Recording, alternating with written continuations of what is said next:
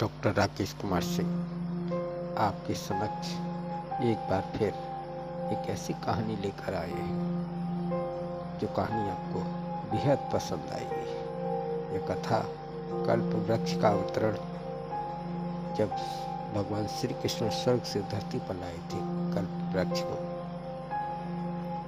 कहानी आपको जरूर सुने, आपको अवश्य पसंद आएगी। वृंदावन की बेला थी। यमुना के तट पर शीतल पवन बह रही थी। बंसी की ध्वनि में जैसे स्वयं सृष्टि डोल रही थी। उसी समय देवगुरु बृहस्पति और देव राजेंद्र श्री कृष्ण के पास आए। उनके मुख पर चिंता की लकीरें थी। हे माधव, इंद्र बोले, धरती पर धर्म छीन हो रहा है। मनुष्य वनों को काट रहे हैं। वृक्षों की करुण पुकार कोई नहीं सुनता। कल्प वृक्ष अब केवल स्वर्ग में रह गया है, जहाँ इच्छा होते हुए ही फल, फूल, औषधि और अमृत प्रस्फुटित होते हैं। पर धरती के लोग अब दीन हैं। क्या वह दिव्य वृक्ष धरती पर नहीं आ सकता? कृष्ण मुस्कुराए। उनकी मुस्कान में विश्व का रहस्य था। इंद्र, उन्होंने कहा, कल्प वृक्ष तो केवल वृक्ष नहीं, वह संवेदना है। यहाँ प्रेम और सत्य है, वही कल्प वृक्ष फलता है।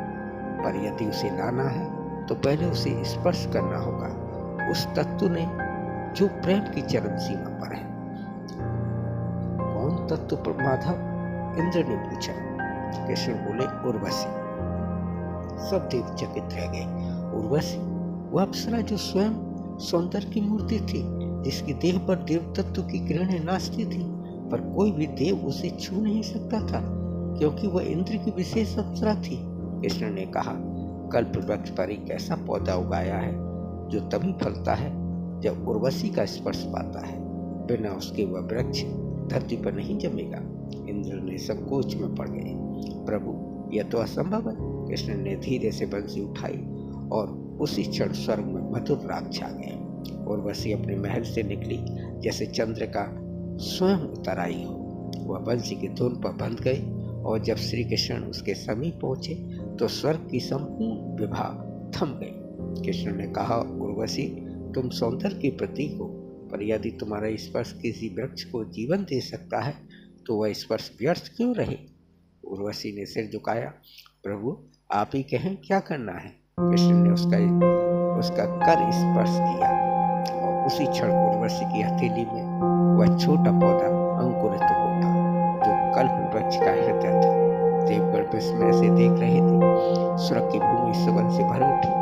इंद्र के महल में रतन झिलमिलाने लगे और आकाश में एक दिव्य कमल खिल उठा। कृष्ण बोले, अब यह वृक्ष धरती का होगा। जहाँ इसका रोपण होगा वहाँ मनुष्यता फिर से जागेगी। वहाँ हर इच्छा सत्य बनेगी, यदि यह इच्छा स्वार्थ रहित होगी। कृष्ण उस पौधे को लेकर धरती पर उतरे। वृंदावन की मिट्टी पर जब उन्होंने उसे रोपा तो धरती की कोख से मधुर जल निकला। गोपियों ने देखा, उसी रात उनके आंगन में ऐसे फूल खिले जो कभी न मर जाए। बाल वालों ने देखा, जहाँ वृक्ष की छाया पड़ती वहाँ मन में शांति उतर